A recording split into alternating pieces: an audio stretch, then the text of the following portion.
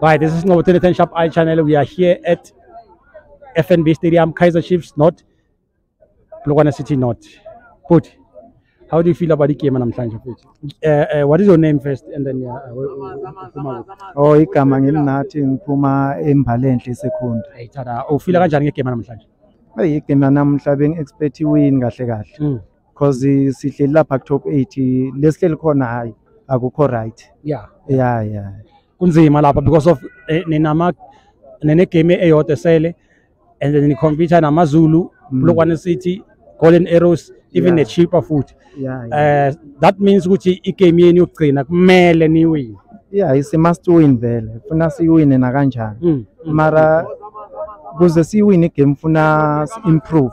Yeah. Sikhombise ukuthi sifuna kuwina sibe nalento leyo sivele na kanjani sifuna kuwina. So ngalendlela sidlala ngayo ibhola siyayishaya kwangathi asathi kusifuna kwentani kahle kahle. Exactly. And into ngibonile sorry qhubeka. La ku midfield ibhola yalahleka ngaso sonke isikhathi.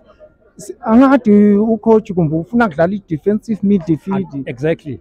Yeah, unqake kakhulu naka keep uDupriza afaka ulo Mashiyana lapho ngigcine Mashiyana we left back. Yebo. Yeah, how can you do that? Lapho ngicakeke kakhulu lapho. Yeah, and into engiyibonile bengifuna ukuyisho ukuthi i-Chiefs namhlanje bengena ama-touch amathathu, especially first half. It was only 2 touches by ithatha ibhola, 2 touches by Moshi ibhola. And then uthe lana masefaka labafana nge-second half abancane Mashiyana. Yeah, nabaqala baphasana. Yeah, nabo Vilakazi. Bakhona labafana batana labafana labancane. Ubonile uShabalala uze waya ngale kulo mfana lo mncane lo. Yes.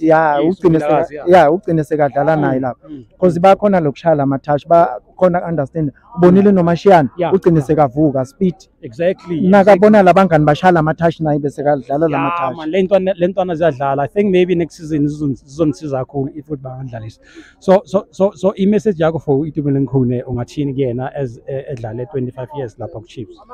I-message yami lengayindlulisa ku-tema fans wethu kakhulu bengifisa mina ngathi lo mjita bangamthatha bamente training i-goalkeeper trainer coach bamthathe just bangamlahli bamthathe bambeke lapha abe trainer coach singajabula kakhulu sima fans. No, ngiyabonga kakhulu mfethu, thank you very much.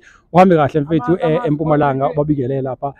Next season hopefully nizoba grand Ngiyabonga Mr. Ngcobo. Sharp and Nawu be kahle ne. Thank you.